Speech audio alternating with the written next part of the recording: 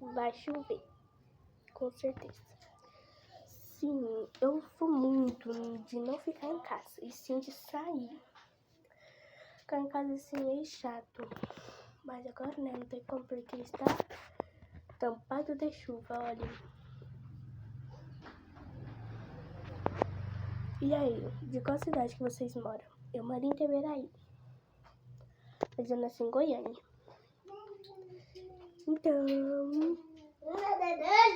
o meu irmão,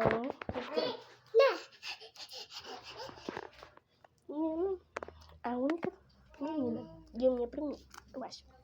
Não sei se é minha prima, né? Então, qual que é o nome de vocês? Me segue lá no Instagram, no TikTok.